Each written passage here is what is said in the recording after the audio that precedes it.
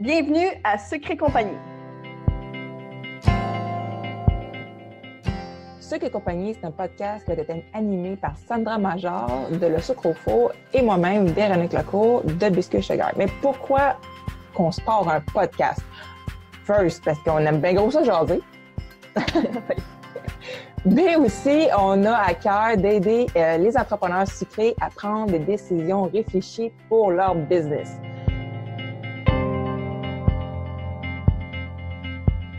Salut et bienvenue au podcast. Aujourd'hui, on va parler de prix. En fait, on tombe encore une fois là, assez vif dans le sujet. On parle de sujets qui sont parfois un peu tabous dans le domaine de la décoration de gâteaux, entre autres. Un sucre des biscuits, je pense bien. Oh oui, dans le domaine sucré, peu importe, là, c'est généralement... C'est le nerf de la guerre. Oh oui, exactement. C'est tabou. Puis aujourd'hui, on en parle parce que notre but, évidemment, notre objectif, c'est de vous aider et pour que vous puissiez en fait prendre de meilleures décisions, en fait, des décisions plus réfléchies par rapport à vos entreprises. Exactement. Puis c'est correct de vouloir faire de l'argent. Il faut qu'on arrête de dire que c'est pas correct de faire de l'argent. Hey! On veut faire de l'argent. Absolument. Correct. On a des comptes à payer. Ben, tu sais, l'objectif premier d'une entreprise, c'est quoi? Ben, c'est de faire de l'argent, c'est de faire un profit. Et aujourd'hui, on va vous parler comment vous pourriez aussi faire un profit. Mais, tu sais, on va commencer avec... Comment je pourrais dire ça? On va commencer avec comment on doit calculer notre temps, parce que le temps, c'est de l'argent, hein? Et on doit calculer notre temps. Et je vois beaucoup de gens, surtout dans le domaine de la décoration de gâteaux, surtout dans le domaine sucré, qui ont tendance à penser que le temps consacré à la décoration de gâteaux, c'est le seul temps qu'ils vraiment mettre dans leur entreprise. Et puis pourtant, Dieu sait qu'on passe pas mal plus de temps à faire autre chose que de la décoration de gâteaux. Tellement, là. Répondre aux courriels, faire la vaisselle, les commissions. Les commissions, là, oui. C'est du temps consacré à votre business. Ou bien même de chercher des idées. Veux pas, tu sais, il faut faire du recherche et développement aussi, mais c'est pas... Attends, c'est si irritable. Je vais regarder quand même. Je vais continuer ce que je dis. Oh, mon Dieu! La beauté de la chose. Tu sais, genre, Siri, elle répond quand tu veux pas. Oui. Donc, ce que je disais, c'est que quand tu fais de la recherche et développement, ça aussi, ça se compte, mais c'est pas quelque chose qui est chargeable au client directement. Non. Mais ça fait partie, par contre, vous accumulez de l'expérience avec ce genre de truc-là. Tu sais, par exemple, et ça aussi, je vois beaucoup de gens parler de ça. Tu sais, moi, ça me prend vraiment pas beaucoup de temps à faire cette technique-là parce que je l'ai fait plein de fois. Mais chargez quand même le même prix que vous le chargiez auparavant parce que toute l'expérience que vous allez accumuler, là, ça se paye ça aussi, Colin! Exactement. Tu sais, c'est comme, mettons, les graphistes là, qui commencent, qui sont à temps de l'heure. Bien, 20 ans plus tard, ils sont genre à 80$ de l'heure. Oui, parce qu'ils ont plus d'expérience, ils vont travailler plus vite, c'est sûr, mais... Exact. Ton taux horaire, il augmente dans le fond avec le temps, fait que assume-les, là. Oui. Autre chose aussi que je voudrais parler, puis ça, c'est un sujet qui me tient vraiment à cœur parce que c'est quelque chose qu'on fait toutes et c'est quelque chose qui est correct. Au départ, là, on charge tout pas cher, hein? On charge tout 2 $ la portion, 3 $ la portion, puis on le fait parce qu'on manque de confiance et c'est correct.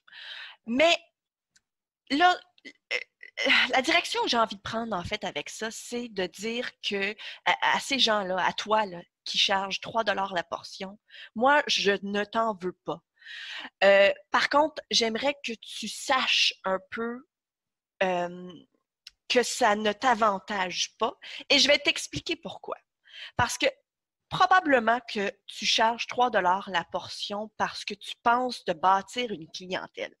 Et je veux dire, à la base, ça semble comme une idée extraordinaire. Je vais attirer des clients comme ça n'a pas de sens parce que je vais pas charger cher. Mais le problème avec ça, c'est qu'éventuellement, tu vas gagner de l'expérience et tu vas vouloir monter de prix. Mais toute la clientèle que tu t'étais formée à 3 $ la portion ne sera plus ta clientèle parce que tu vas augmenter de prix. Ouais. Donc là, tu vas devoir rebâtir une clientèle complète avec ton nouveau prix. Et c'est correct. Oui, parce que tu sais, oui, il y aurait moyen que la clientèle que tu as bâtie à pas cher, que tu l'emmènes au prix, mais c'est parce qu'il faut que tu l'augmentes tranquillement, puis ça va tellement prendre de temps avant d'atteindre le bon prix que c'est des efforts, puis là, tu vas te décourager. Tu voudras plus en faire des maudits gâteaux parce que tu vas te dire, Colin, C'est pas payant. je suis payée en bas du salaire minimum. Mhm. Mais, et là, je dis pas ça pour faire sentir mal ces personnes-là qui chargent à 3 $ la portion, mais je veux que vous sachiez que vous allez devoir travailler très fort. Et on le fait toutes, là. Hein? Je suis coupable de ça. Là. Je lève la main haut et fort et je dis que oui, j'ai déjà été cette personne-là. Mais sache que la clientèle que tu te crées en ce moment, tu vas la perdre éventuellement. Parce que ce client-là qui cherche un gâteau à 3 $ la portion, il va toujours trouver un gâteau à 3 $ la portion. Toujours. Et même plus bas que ça. On en a vu passer des incroyables. Donc, quand tu vas te créer, quand tu vas monter ton prix, c'est là vraiment où que les clients qui vont venir t'acheter ton gâteau, ils vont le faire parce qu'ils aiment ton style, parce qu'ils aiment ton service, parce que tu es peut-être proche de eux, peu importe, mais ça va être pour des meilleures raisons que juste parce que tu charges 3 $ la portion. Donc, ces clients-là vaut plus cher, pas parce qu'ils payent plus, mais il vaut plus cher parce qu'ils sont plus, parce qu'ils t'aiment plus, parce qu'ils aiment plus le service que tu offres dans le fond. Fait que voilà, ça c'était mon petit grain de sel par rapport à ça. Oui, c'est ça, tu sais, il faut assumer dès le départ les prix parce que, tu sais, il y a le permis qui coûte 300 quelques piastres par année. Il y a les assurances qui vont te coûter, pour ma part, c'est pour l'assurance entreprise, c'est une 50aine de piastres par mois, mais il y a mes assurances de maison aussi qui ont monté parce que j'ai dû changer de compagnie d'assurance parce qu'elle ne couvrait pas si tu avais une entreprise alimentaire à la maison. Fait que ça a augmenté de 50 piastres par mois aussi de ce côté-là. Fait que déjà, en partant, là, tu as un 100 piastres en tout cas, pour ma part, là, c'est un 100 piastres de plus par mois. Fait que ça fait 1200 par année. Tu as le permis du MAPAC, un autre 300 piastres. Là, tu es juste à 1500. Tu es à 1500 puis tu n'as pas pensé, tu n'as pas calculé encore les coûts de marketing, site web, puis ci, puis ça. Puis ça, c'est tous des coûts. Tes équipements. Écoute, ça coûte cher, les trucs de gâteau, là. Fait que, tu sais, c'est toutes des choses à considérer quand tu fais ton prix. Fait que ton 3 piastres la portion, il va couvrir, oui, ton temps peut-être que tu vas travailler sur ton gâteau ou même à 3 piastres la portion, tu vas pas couvrir nécessairement ton temps puis tout ton matériel que tu vas avoir pour ce gâteau-là. Mais tu penses pas à tous les coûts connexes qui viennent avec. Bien, on parlait justement, je pense que c'était dans le podcast précédent, donc de la semaine dernière, où on parlait que les gens ne comptent pas leur temps qu'ils font la vaisselle ou qu'ils font le ménage après avoir fait des gâteaux. Oh, Ils ne oui. comptent pas non plus le temps qu'ils prennent pour aller faire des commissions. Tout ça, là, faut que tu sois payé. Exactement, là. Faut que tu sois payé parce que OK, oui. Et là, j'entends tout de suite des gens dire « Ah là, parce que, ouais, mais j'allais à l'épicerie de toute façon, là, pour Ouais, moi, mais tu sais. » Tu sais, dans la vision que si tu veux grandir ta business, un jour, il faut que tu payes quelqu'un qui va faire ce job-là. Exact. Fait que, tu sais, dans tes coûts, si c'est pas déjà réfléchi, le jour que tu vas faire le move, qu'il faut que tu aies quelqu'un, bien là, il va falloir, mettons, que tu doubles tes prix. Là, on en revient à la même discussion de tantôt. Tu vas perdre ta clientèle que tu as bâtie. Exact. Fait que c'est de te penser à long terme au niveau des prix aussi, là, d'être réaliste, là. C'est clair. Oui, fait que c'est... Mais bon, des fois, c'est souvent le syndrome d'imposteur quand tu commences. Tu dis, ah ben là, moi, j'ai pas étudié là-dedans. J'ai pas de background de pâtisserie. J'ai pas ci, j'ai pas ça. C'est ça. Puis, tu sais, il y a des gens aussi qui vont dire, ah, ben, tu sais, moi, j'utilise des gâteaux en boîte. Puis, mon glaçage, ben, tu sais, c'est pas aussi fancy que l'autre. Puis, je fais pas de garniture ou, tu sais, ou genre, je fais juste des petits gâteaux en crème au beurre. Mais, tu sais, il faut quand même, comme tu dis, le syndrome de l'imposteur va. On se met nos propres barrières par rapport à ça parce qu'on se fait pas confiance. Exactement. Puis, on n'a pas confiance, en fait, que les gens seraient prêts à payer plus... C'est un peu triste parce que, bon, évidemment, peut-être qu'au bout du compte, là, peut-être qu'après un certain temps, là, on finit par faire « OK, ouais, dans le fond, je suis payée vraiment en bas du salaire minimum. Peut-être que je mérite un peu mieux, tu sais. » Mais ce serait plate que ça vous prenne 2-3 ans avant de réaliser ça. Non, c'est ça. En tout cas, quand tu fais tes impôts la première année, tu fais comme « Ah, il me reste ça techniquement dans mon compte. » Puis tu regardes ton compte, tu fais comme « Ah. » Puis là, tu divises ça par le nombre d'heures que tu as travaillé dans une année, tu fais comme Ouais. il y a un problème. Exact.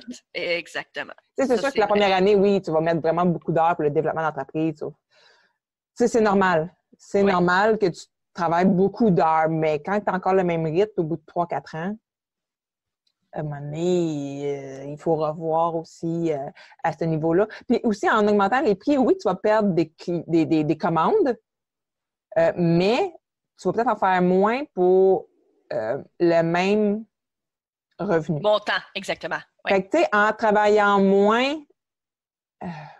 mais en faisant le même nombre d'argent, éventuellement, tu vas en faire plus, mais ça te permet, on en parlait la semaine passée, de prendre du temps pour soi.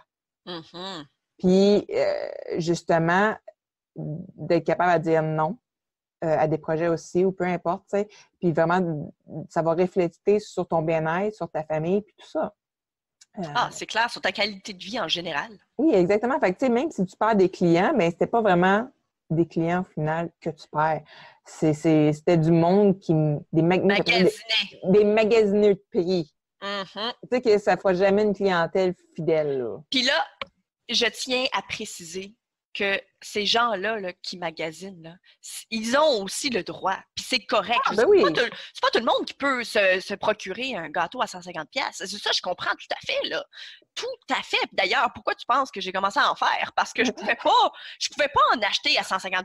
Ah, c'est tellement le cas de beaucoup des entrepreneurs sucrés, là. Ben oui!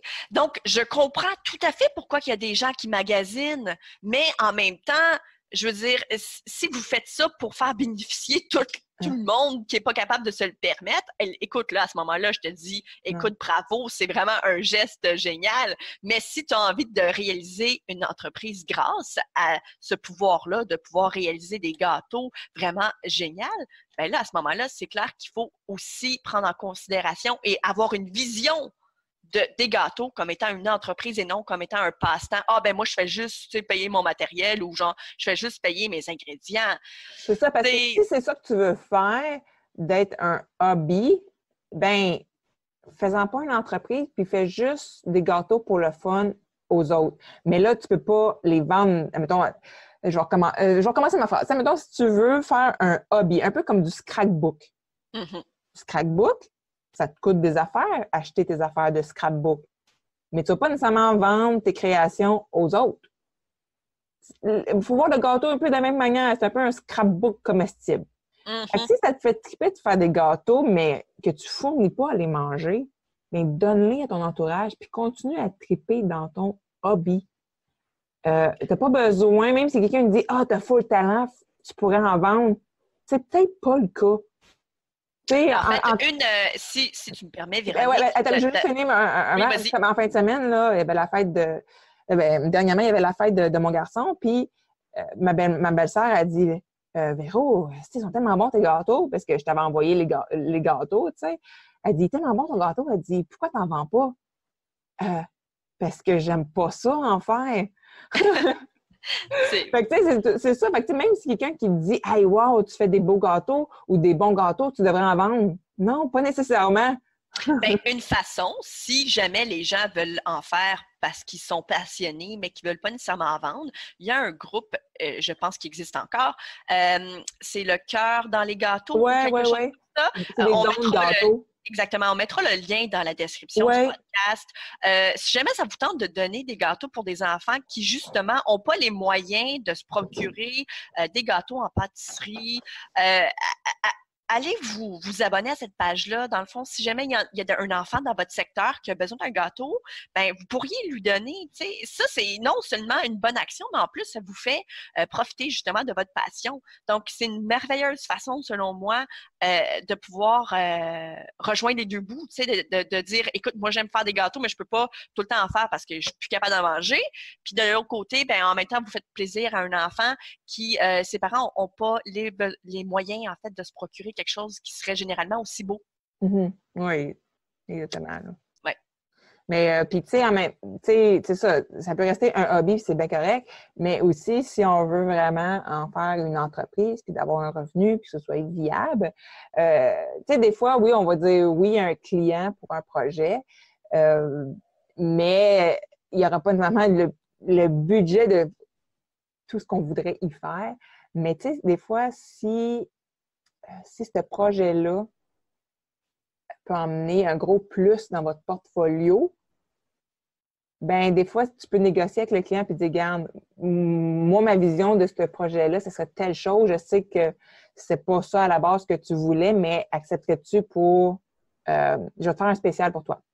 Mm-hmm. Tu sais, d'expliquer que tu as une vision puis tu voudrais vraiment l'ajouter dans ton portfolio puis tu vas y charger beaucoup moins que ce que ça serait en réalité pour que le client soit au courant que la prochaine fois, pour le même montant, c'est pas ça qu'il va avoir nécessairement. Là, mais des fois, c'est d'aller jouer avec l'opportunité qu'un client arrive avec un projet puis que toi, tu dis, oui, ça, c'est vraiment la ligne. Puis là, j'ai l'opportunité d'aller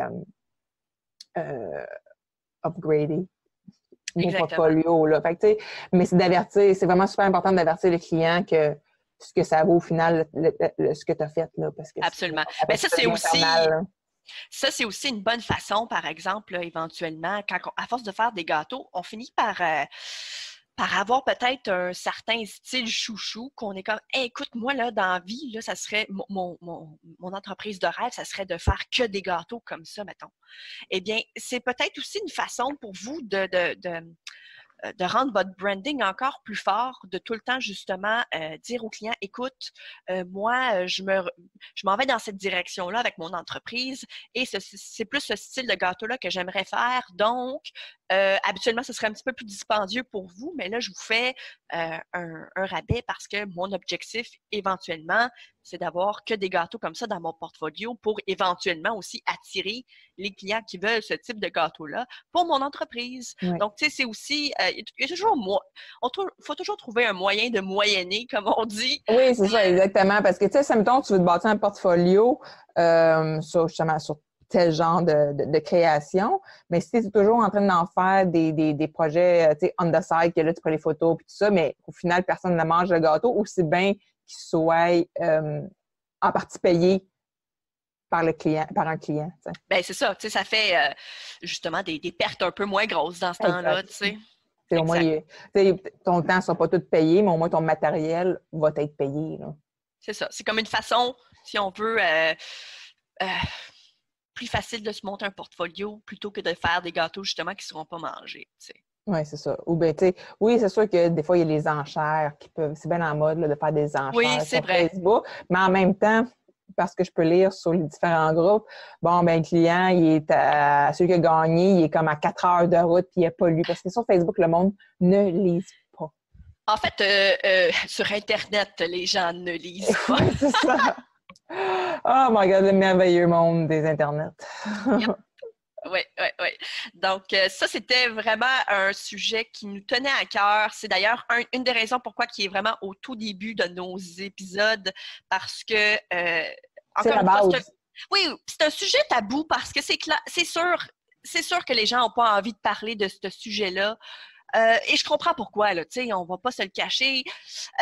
Ça crée tellement de conflits. Je veux dire, le nombre de fois que j'ai vu... Écoute, ce sujet-là est même littéralement banni de certains groupes de gâteaux parce que ça crée tellement de chicanes. Ah oui, la merde à pogne, là. Mais tu sais, au niveau des gâteaux, je trouve que les prix sont beaucoup plus parlés qu'au niveau des biscuits.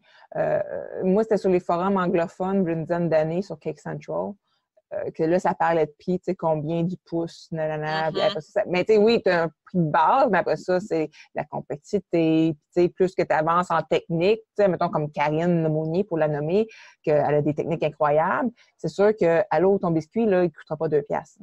Ben, c'est clair que non. Tu Je sais, veux dire, ça doit y prendre quand même un bon moment et fabriquer chacun d'entre eux. Là, ah oui, oui, tu sais, quand je les engage, je fais comme, oh wow, moi, je fais des biscuits corporatifs, puis quand je regarde un biscuit corporatif est hyper rentable. Quand tu regardes le prix du matériel puis tout ça, puis à cette heure, la vitesse que je vais, c'est pas pour rien que je suis nichée corporatif, là.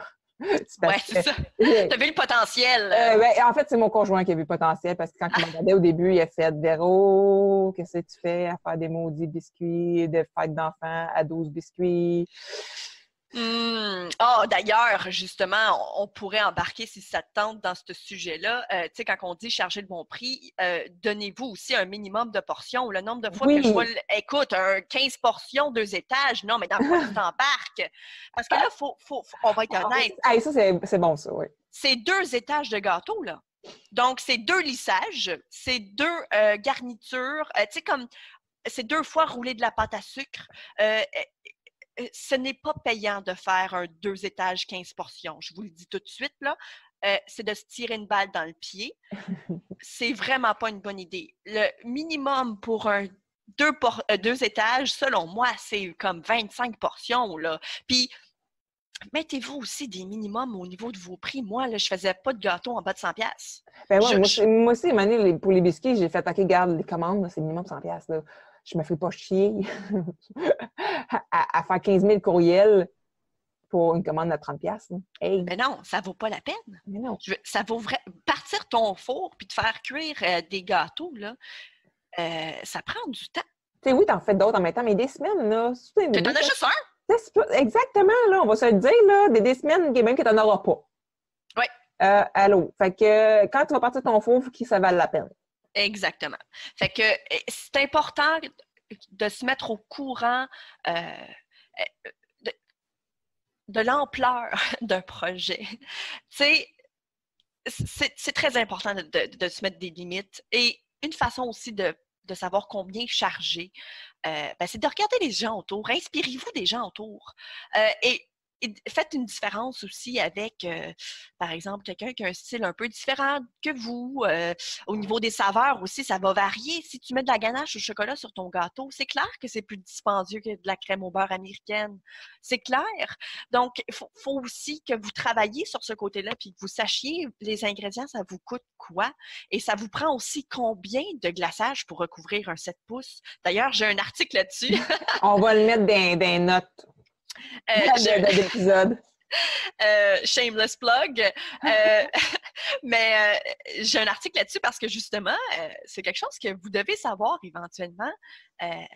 Combien ça vous coûte faire un gâteau, tu sais. Puis après ça, avec le temps que vous allez passer, par exemple, sur vos courriels, le temps que vous avez passé, par exemple, à faire que votre gâteau, à faire l'épicerie, à nettoyer après, tout ça, là, au bout du compte, là, ça vous a pris combien de temps? Ça, puis moi, là, depuis mon lycée récent, depuis comme 6 semaines, là, j'utilise un site web qui s'appelle wheniwork.com.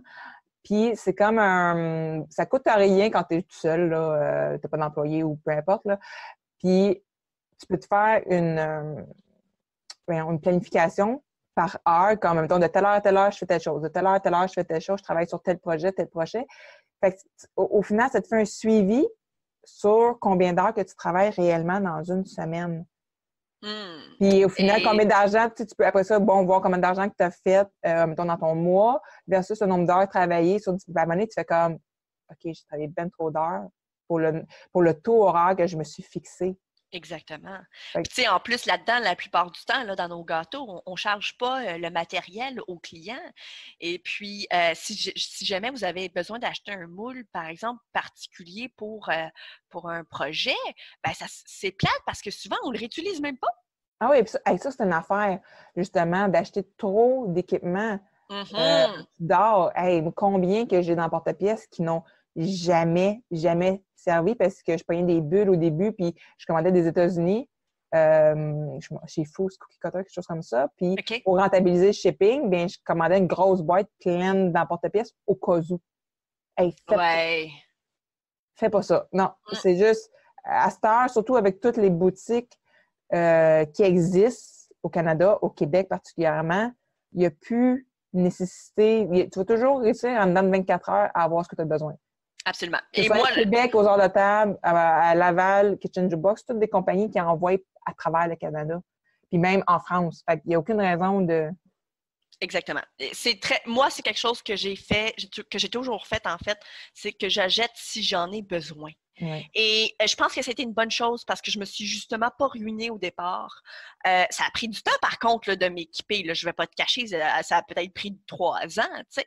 Mais quand même, c'est petit à petit, puis ça fait partie de tes dépenses de toute façon, tu sais. Mais c'est important, là. C'est vraiment important. Tu achètes seulement si tu en as besoin. Oui. Puis, tu sais, être sûr que tu vas le réutiliser aussi. Tu sais, si, mettons, je donne un exemple, moi, c'est aussi de rentabiliser ce que tu as déjà. Tu sais, si le client, mettons, te demande, je vais donner un exemple avec les biscuits, parce que c'est ça que je connais. Si le client te demande telle forme de biscuit, puis machin chouette, mais que tu t'en feras jamais, parce que c'est tellement particulier. Moi, ce que j'ai déjà fait, à un moment donné, c'était pour un mariage. C'était des biscuits qui fitaient avec l'invitation de mariage. C'est comme je reprenais un papillon, puis je reprenais la même forme de papillon. Fait que là, j'ai suggéré au client de faire, sur mesure, un emporte-pièce. Dans ce temps-là, il n'y avait pas ça en plastique. Fait que ça coûtait comme 50$ faire un emporte-pièce en cuivre aux États-Unis chez Ick Randall. Puis, j'ai carrément dit au client, regarde, voici ce que je te propose. Je te propose de te chercher le prix qui me coûte l'emporte-pièce, mais je te laisse après. OK, ouais. Fait qu'il pourrait pratiquement... C'est ça, c'est un souvenir, ouais. Oui, fait que tu sais, il faut pas avoir peur non plus dans des cas comme ça. C'est sûr que tu ne vendras pas un moule à gâteau, là. Mais il reste que, dans mon cas, moi, ça avait super bien passé au niveau du client. Puis c'est pas moi qui ai eu à assumer ce coût-là dans ma commande. Oui, bien justement, d'ailleurs, les maudits moules à gâteau là, qui ont des formes tout le temps un peu exceptionnelles à chaque fois, tout se sculpte. Donc, pour moi, je me suis jamais vraiment acheté des moules 3D parce que je trouvais que c'était un peu inutile. Je me disais, je vais l'utiliser combien de fois là, dans cette année? Je vais l'utiliser 1 fois, 2 fois maximum. Puis dans 3 ans, peut-être qu'éventuellement, je vais faire comme, j'ai une autre idée. Mais tout se sculpte. Donc, j'ai acheté des ronds et des carrés et des sphères. Parce que les sphères, veux pas, c'est quand même assez pratique. Mm-hmm. Mais c'est tout. J'ai rien d'autre, là. Quand que je fais un étage en forme de pétale, là, je le sculpte. Puis, écoute, ça me fait sauver beaucoup d'argent pour chaque panne de gâteau, là, veux pas. Oui, mais en même temps, tu sais, tantôt, on changeait de taux horaire, mais il reste que aussi, il faut regarder versus le prix de la panne versus le temps que ça va te prendre pour le découper. Qu'est-ce que écoute, il y a ça aussi, tu sais. Ouais, mais c'est pour sculpter un gâteau, là, à un moment donné, là, c'est vraiment pas aussi long, là. Vraiment, vraiment pas long. Écoute, une quinzaine de minutes maximum. Ça dépend à quel taux horaire tu veux travailler aussi. Oui, aussi, c'est vrai, tu as raison. Il y a ça aussi, là. Tu sais, des fois, on n'ose pas. Ben c'est ça, parce que je parlais avec une graphiste. Elle dit, faut pas que faut pas que tu te dises que tu travailles à 20$ de l'heure, parce que pendant que tu travailles, oui, tu travailles, mais justement, toutes les tâches connexes, on les compte pas. Fait que, tu sais, si tu te calcules à 20$ de l'heure, ben... Au bout du compte, dans le fond, tu fais genre 13$ de l'heure. Oui, et moins, tu sais, parce que tu n'as pas calculé le temps que tu ne travailles pas, entre guillemets. En tout cas, moi, sa réflexion, j'ai comme fait, mon Dieu, OK, non, c'est pas à ce taux-là qu'il faut que je calcule là, pour pouvoir englober tout le reste puis d'avoir quelque chose de potable là, au bout de la ligne. Oui, je comprends. Oui, c'est le côté obscur. The dark side of the cake industry. Oui, c'est que... Mais bon, fait que j'espère que les gens, ils vont... J'espère que vous avez apprécié ce sujet-là. En tout cas, nous, ça nous tenait vraiment à cœur de le faire. C'est la base d'une entreprise. Oui, absolument. On vous invite à vous abonner. Donc, peu importe sur quelle plateforme vous êtes en ce moment, faites un screenshot aussi de l'épisode pour le partager dans vos stories sur Instagram. Taguez moi et Véronique. Moi, c'est le sucre au four en un seul mot. Véronique, c'est Biscuit Sugarts, biscuit au singulier, Sugarts, Sugarts. G-A-R-T. On va finir par l'avoir. Et de cette façon-là, en fait, on va vous repartager, repartager dans nos stories et en plus, ça va nous permettre de pouvoir vous suivre dans votre entreprise sucrée par la suite. Oui, fait qu'on va se dire à la semaine prochaine pour un autre épisode de Sucre et compagnie. N'hésitez vraiment pas, en fait, à vous abonner parce que de sorte, en fait, vous allez pouvoir avoir une notification lorsque le prochain épisode sera mis en ligne. Donc, vous n'allez pas vouloir manquer ça. Yes! Fait que je te dis à la semaine prochaine, Sandra. À la semaine prochaine. Bye! Ciao!